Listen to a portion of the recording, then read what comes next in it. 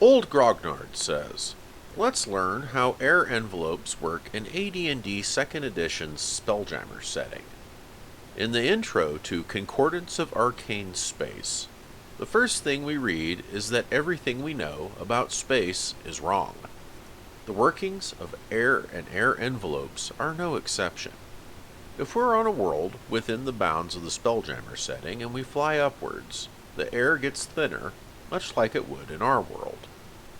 But if we continue to fly higher, instead of air continuing to get thinner and thinner, it eventually just stops.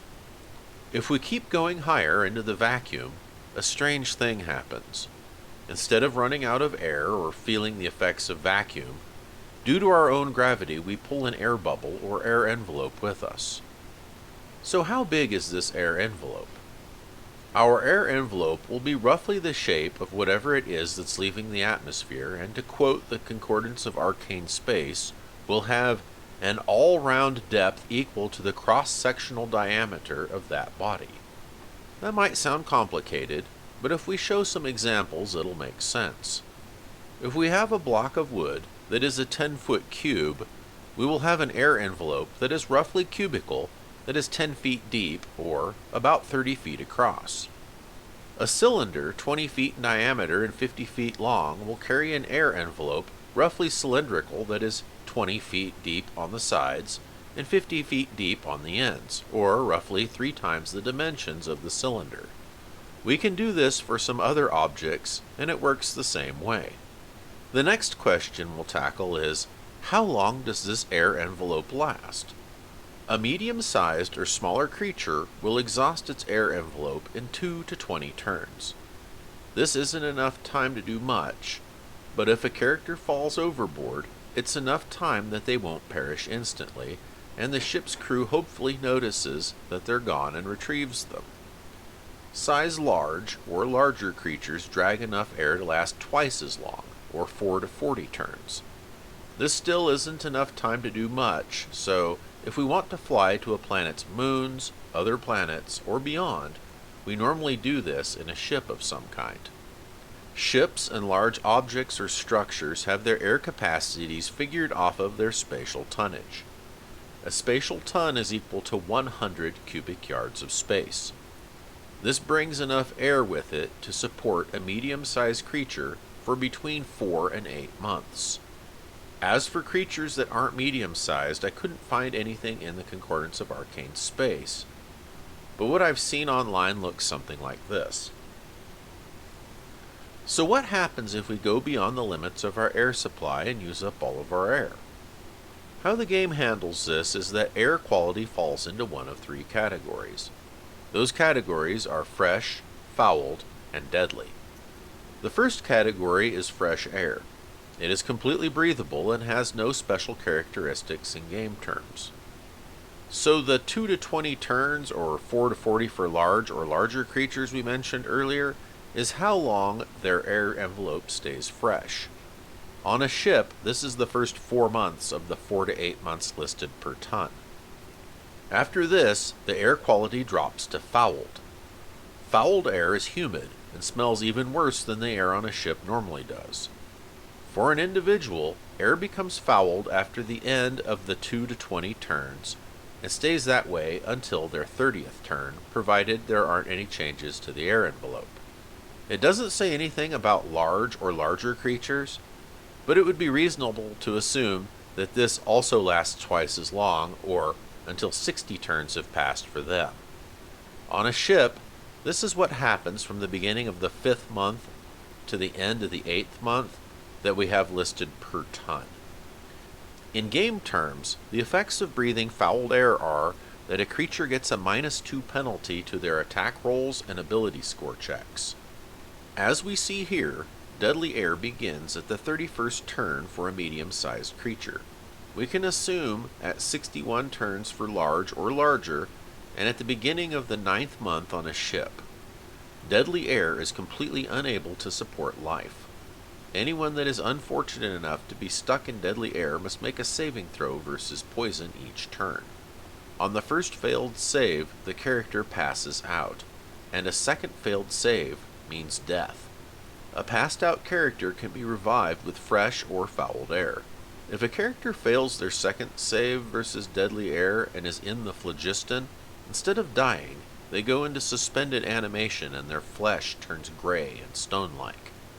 Fouled or fresh air will revive the character. How joyous of an occasion this is largely depends on who it is that finds them. Fortunately, most voyages take less than 4 months, and there are spells, such as, but not limited to, Wall of Fog and Wind Wall, that can replenish a ship's air envelope. The effects of these spells and others in a spacefaring environment are listed on pages 78 through 88 of Concordance of Arcane Space.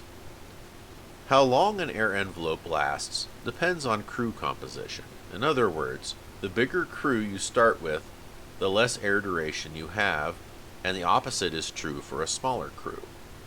There are 2 ways to figure this out. The first one is the simplified quick method. The second one is the one you use if you like math or at least don't mind crunching numbers. The first one goes like this. At the outset of a voyage, a ship's air is fresh for 4 months. This changes if the crew is at least 25% larger or smaller than the 1 medium-sized creature per spatial ton limit. For each 25% over the limit, we reduce the fresh air duration by 1 month. Each 25% under the limit will increase the fresh air duration by 1 month.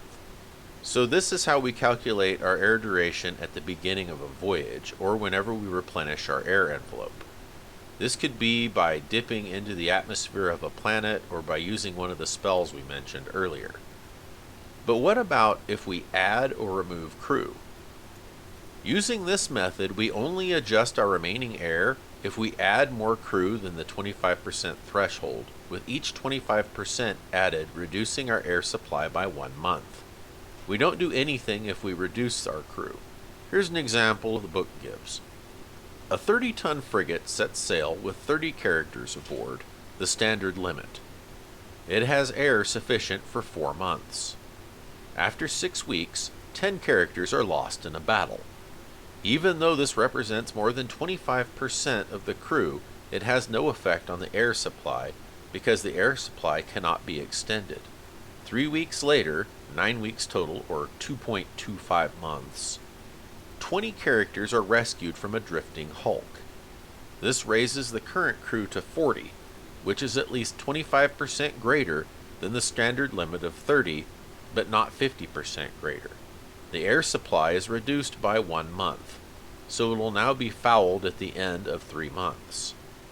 The second method is more math, but I like it because the way it works makes more sense and allows you to increase the air duration if a ship's crew is reduced. You multiply the ship's tonnage by 16. Where this number comes from is they're using the figure of 4 weeks per month, so this is the 4 months of fresh air expressed as weeks. And this number, ton times 16 weeks, tells us how long the fresh air on a ship would last if there was just 1 person on board. We then divvy that air up among the crew we have on board at the outset of the voyage and round down any partial weeks. This is the example Concordance of Arcane Space gives. A 30-ton frigate sets sail with 23 characters aboard. It carries enough air to remain fresh for 4 months, which is 16 weeks, if breathed by 30 people. With 23 crew, the air will last 20 weeks. How we arrive at that number is we multiply the ship's tonnage of 30 by 16 weeks to get 480 weeks of air for 1 person. We divide that by the number of crew, in this case 23, to get 20.8 something, which we round down to 20. 7 weeks into the trip, 5 crew are lost fighting a monster. The crew now has 16 weeks of air remaining. How we get that number is we multiply the previous number of crew, which is 23, times 13, the number of weeks of air we had remaining previously, to figure out how many weeks of air the ship would have left if there was only 1 person on board. We then divide this by how many people will be sharing this air, which would be the 18 people we have remaining, and we get 16.6 something, which rounds down to 16. One of the things to keep in mind with this is that one of the player characters will probably obtain a spell that can refresh the air envelope, so you won't be doing these calculations all that often. So what about when two things meet in space and exchange air envelopes? As a general rule, the class of air in the smaller body becomes that of the larger one. This is handled several different ways. If the smaller of the two is at least 2/3 the size of a larger body, both get 1/2 the air the larger one had remaining. For example, a 40-ton frigate and a 60-ton man-of-war exchange air envelopes. If the man-of-war had 12 weeks of air remaining and the frigate's air was fouled, they would now both have 6 weeks of air remaining. It doesn't say what would happen if the man-of-war's air was fouled and the frigate had fresh air remaining, except that the smaller would now have the same air class as the larger, so they would both be fouled. You'd have to use some DM interpretation on this one, but I would probably put both at the very beginning of fouled, since you introduce some fresh air into the situation.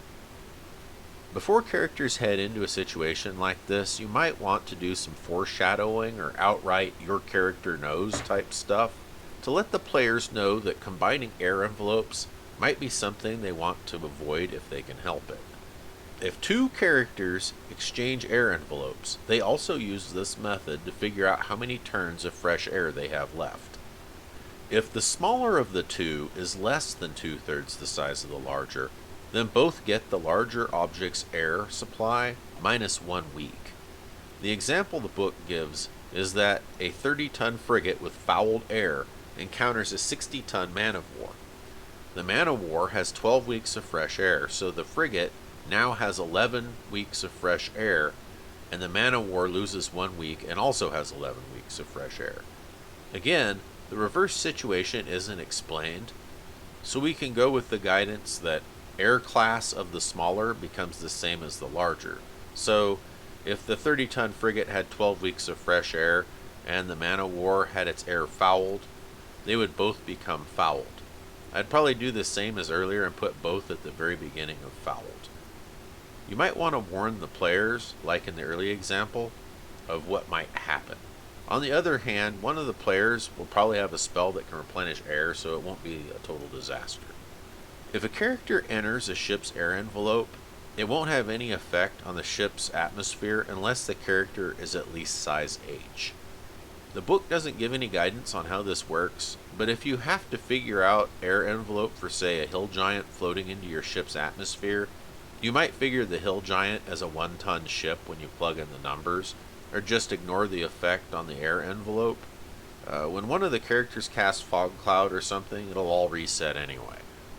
Well, that covers what Concordance of Arcane Space has to say about air envelopes. Thanks for watching. Psychedelic Penguin and I would like to wish you a wonderful rest of your day.